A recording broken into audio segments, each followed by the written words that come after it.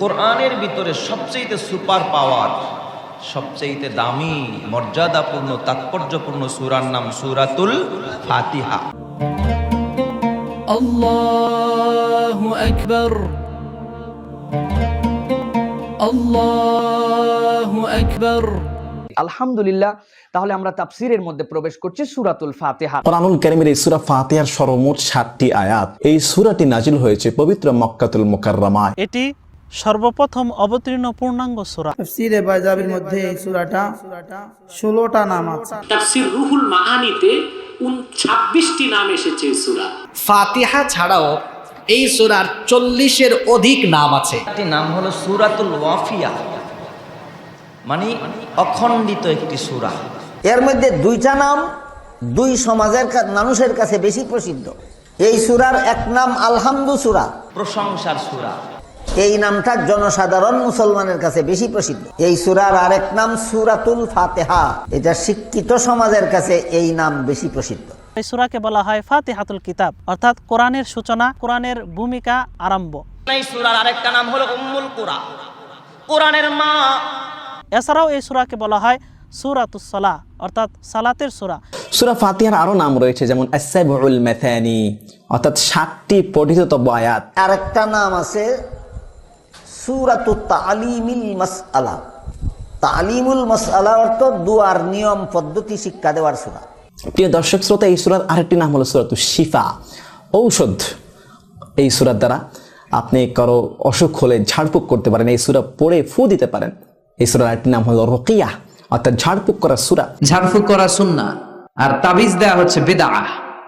বিশ্ববরেণ্য মুহাদ্দিস হাফেজ Jalaluddin Suyuti রাহমাতুল্লাহ লিখেছেন, সূরা ফাতিহার প্রতিটা অক্ষরে আল্লাহ পাক 70টি করে রোগের ঔষধ রেখে দিয়েছেন। এই সূরার নাম আরেকটা নাম হলো সূরাতুল কানজ। এই সূরাকে কেন সূরাতুল কানজ বলা হয়? আল্লাহ পাক রব্বুল আলামিনের যে আরশে আজিমটা আছে, এই আরশে আজিমের নিচে আল্লাহর ধনভাণ্ডার। সুবহানাল্লাহ কোন সবাই? আল্লাহর যত রহমতের ধনভাণ্ডার বলেন, যত ধনভাণ্ডার বলেন, আল্লাহর ধনভাণ্ডারটা হলো খোদার আরশের নিচে। আল্লাহ পাক রব্বুল আলামিন তামাম এই জমিনের ভিতরে, পুরা কোরআনের ভিতরে যতগুলো আয়াত আল্লাহ দিয়েছে আরশ থেকে দিয়েছে, কিন্তু সূরা ফাতিহাটা আল্লাহ রব্বুল আলামিন তার ধনভাণ্ডার থেকে স্পেশাল কইরা আল্লাহ পাক কোরআনের ভিতরে নাজিল করেছে। সুবহানাল্লাহ, স্পেশাল ভাবে। আসমানি 104 কিতাবের সমস্ত জ্ঞান কোরআনে আছে। কোরআনের সমস্ত জ্ঞান মুফাসসাল সূরাগুলির মধ্যে আছে। মুফাসসাল সূরাগুলির সমস্ত জ্ঞান সূরা ফাতিহার মধ্যে আছে। সূরা ফাতিহার সমস্ত জ্ঞান ইয়্যাকা না'বুদু ওয়া ইয়্যাকা নাস্তাঈনের মধ্যে আছে। মানে আসমানি 4টি কিতাব বুঝে গেলেন যদি ইয়্যাকা বুঝেন তাহলে। কিন্তু আমরা শতকরা 98 জন মুসলমান এই সূরার অর্থ ব্যাখ্যা শিক্ষা থেকে দূরে। সেজন্য আমরা নামাজও পড়ি, আবার শিরকের গুনাহ করি। নামাজও পড়ছি আবার কুফরি করি, নামাজ পড়ি সুদ খাই, নামাজ পড়ি ঘুষ খাই, নামাজ পড়ি আবার আল্লাহর তাওহীদ বিরোধী কাজ করি। কারণ সূরাটি পড়ি কিন্তু সূরাটির অর্থ ব্যাখ্যা শিক্ষা আমাদের জানা। আল্লাহ রাব্বুল আলামিন কোন শানে নুজুল ছাড়া আল্লাহর পক্ষ থেকে বান্দাদের জন্য হাদিয়া হিসাবে সূরাতুল ফাতিহা দিয়েছেন। এই জন্য সূরাতুল ফাতিহার স্পেসিফিক কোনো শানে নুজুল নাই। সুবহানাল্লাহি ওয়া বিহামদি। সূরাতুল ফাতিহা আল্লাহ তাআলা কখন নাজিল করলেন, কিভাবে নাজিল করলেন? তাফসীরকারক বলেন, মুফাসসিরিনগণ বলেন, আমার রাসূল নির্জনে একান্ত আল্লাহ তাআলার জমিনের উপর হাঁটতেছে, এমন সময় আসমান থেকে কে যেন ইয়া মুহাম্মদ বলে ডাক দেয়। আমার নবীজি মাথাটা উপরের দিকে উঠালেন। নবীজি আমার দেখতে পেলেন আসমান এবং জমিনের মাঝখানে একটি চেয়ার, সেই চেয়ারের মধ্যে একজন বসে রয়েছে। আমার নবীজি ভয় পেয়ে গেলেন। কয়েকদিন এমন হলো, তাই তিনি খাদিজাতুল কুবরা রাদিয়াল্লাহু আনহার সাথে এই বিষয়টি আলোচনা করলেন। খাদিজাতুল কুবরা রাদিয়াল্লাহু আনহা পরামর্শ দিলেন। তিনি বললেন সে যেন এই বিষয়টি ওরাকা ইবনে নাওফেলের কাছে গিয়ে বর্ণনা করে। আমার নবীজি খাদিজাতুল কুবরা রাদিয়াল্লাহু আনহার কথা অনুযায়ী ওয়ারাকা ইবনে নাওফেলের কাছে চলে গেলেন। তার কাছে গিয়ে ঘটনা করে বললেন যে মাঝে মাঝে কে যেন আমাকে ইয়া মুহাম্মদ বলে ডাক দেয়। ওয়ারাকা ইবনে নাওফেল আমার নবীজির কথা শুনে নবীজিকে বললেন, হে মুহাম্মদ, আপনি টেনশন করবেন না, আপনার চিন্তার কোনো কারণ নাই, আপনি পরেশানি হবেন না, আপনি ভয় পাবেন না। ইয়া রাসূলুল্লাহ, ইয়া হাবিবাল্লাহ, হে মুহাম্মদ, যে আপনাকে ইয়া মুহাম্মদ বলে ডাক দেয় তিনি আর কেহ নয়, তিনি হইলেন আল্লাহ তাআলার পক্ষ থেকে প্রেরিত ফেরেশতা জিবরাইল আমিন। আপনাকে কি বলে আপনি শুনবেন, আপনি ভয় পাবেন না। নবীজি ওয়ারাকা ইবনে নাওফেলের কাছ থেকে আসলেন। ফিরে আসার পরে আবার যখন ইয়া মুহাম্মদ বলে ডাক আসলো, আমার নবীজি লাব্বাইক বললেন। নবীজি যখন লাব্বাইক বললেন, জিবরাইল আমিন আমার নবীজির সামনে এসে বললেন, হে মুহাম্মদ, আপনাকে আল্লাহ তাআলা নবী করে জমিনে প্রেরণ করেছে আর আমাকে ফেরেশতা বানিয়ে প্রেরণ করেছে, আমি হইলাম জিবরাইল আমিন। এরপরে আল্লাহ নবীজিকে বললেন, আপনি বলুন বিসমিল্লাহির রহমানির রহিম আলহামদুলিল্লাহি রাব্বিল আলামিন আর রহমানির রহিম মালিকি ইয়াউমিদ্দিন ইয়্যাকা না'বুদু ওয়া ইয়্যাকা নাস্তাঈন اهدنا الصراط المستقيم صراط الذين أنعمت عليهم غير المغضوب عليهم ولا الضالين। শুরু থেকে শেষ পর্যন্ত তেলাওয়াত করে শোনালেন কমপ্লিট সূরাতুল ফাতিহা। আল্লাহ রাব্বুল আলামিন সর্বপ্রথম শুরু থেকে শেষ পর্যন্ত নাজিল করলেন। এই হলো সূরাতুল ফাতিহার প্রেক্ষাপট, কিভাবে নাজিল হলো তার ইতিহাস।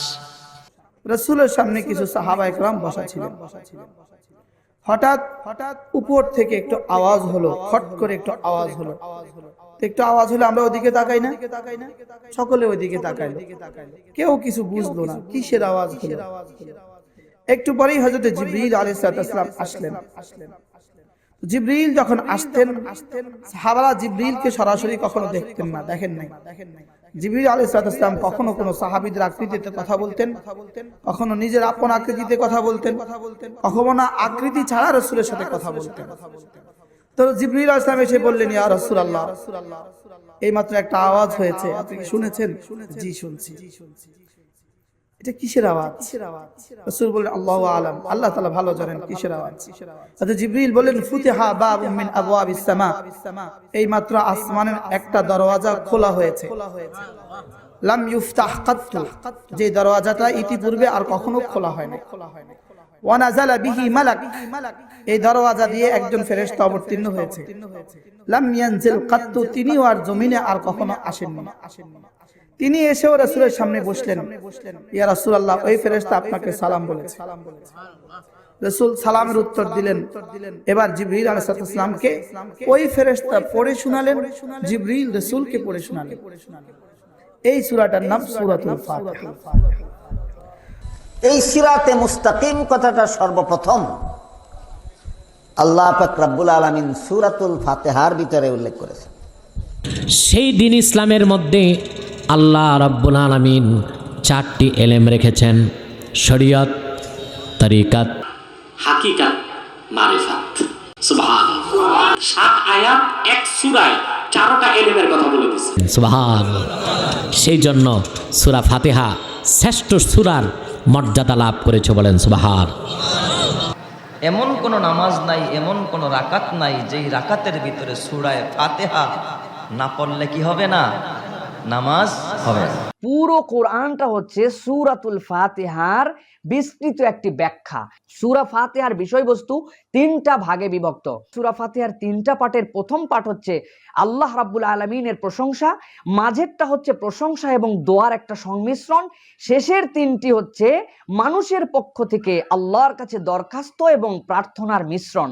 হক্কানি রব্বানি আলেম হতে এই 4টা এলেম লাগবে: শরিয়াত, তরিকাত, হাকিকাত, মারিফাত। এবার আসেন সূরা ফাতিহায় 4টা এলেম আছে না নাই? আলহামদুলিল্লাহি রাব্বিল আলামিন আর রহমানির রহিম মালিকি ইয়াউমিদ্দিন। আল্লাহ নিজের পরিচয় দিলেন, এটা মারিফাত। এটা কি? আল্লাহ তাআলা, সব প্রশংসা আল্লাহ, যিনি সৃষ্টি জগতের রব, তিনি রহমান, তিনি রহিম, তিনি বিচার দিনের মালিক। এই যে আল্লাহর পরিচয়, এটি মারিফাত। এটা কি? এরপরে আল্লাহ তাআলা বলেন, ইয়্যাকা না'বুদু ওয়া ইয়্যাকা নাস্তাঈন। একমাত্র আমরা তোমারই ইবাদত করি, একমাত্র তোমারই কাছে সাহায্য চাই। ইবাদত শুরু হয়ে গেল। এটা শরিয়ত। ওযু করবেন, এটা ইবাদত, এটা নিয়ম কানুন আছে না নাই? নামাজ পড়বেন, এটা ইবাদত, নিয়ম কানুন আছে না নাই? রোজা রাখবেন, নিয়ম কানুন আছে না নাই? হজ করবেন, নিয়ম কানুন আছে না নাই? এই নিয়ম কানুনের মাধ্যমে আল্লাহর হুকুম মানার নাম হলো শরিয়ত। ইহদিনাস সিরাতাল মুস্তাকিম, আমাদেরকে সহজ সরল পথ দেখাও, এটা তরিকাত। সিরাতাল্লাযীনা আন'আমতা আলাইহিম, সেই পথ দেখাও যে পথে চলেছে তোমার নেয়ামত প্রাপ্ত বান্দাগণ, এটা হাকিকাত। এক সূরা ফাতিহার মধ্যে আল্লাহ রাব্বুল আলামিন শরীয়তের এলেম, তরিকতের এলেম, হাকিকতের এলেম, মারিফতের এলেম রেখেছেন বলেই এই সূরাটিকে আল্লাহর হাবিব শ্রেষ্ঠ সূরা বলে ঘোষণা করেছেন। আমার আল্লাহ বলেন, বান্দা, আমি আল্লাহ শুধু বারংবার পঠিত 7 আয়াত দান করেছি তা না, আমি আল্লাহ একটা মহাগ্রন্থ আল কোরআন দান করলাম। গোটা কোরআনের ভিতরে যা আছে এই সূরা ফাতিহার ভিতরে তা আছে। সুবহান। সূরা ফাতিহার বিষয়বস্তু 3টা ভাগে বিভক্ত।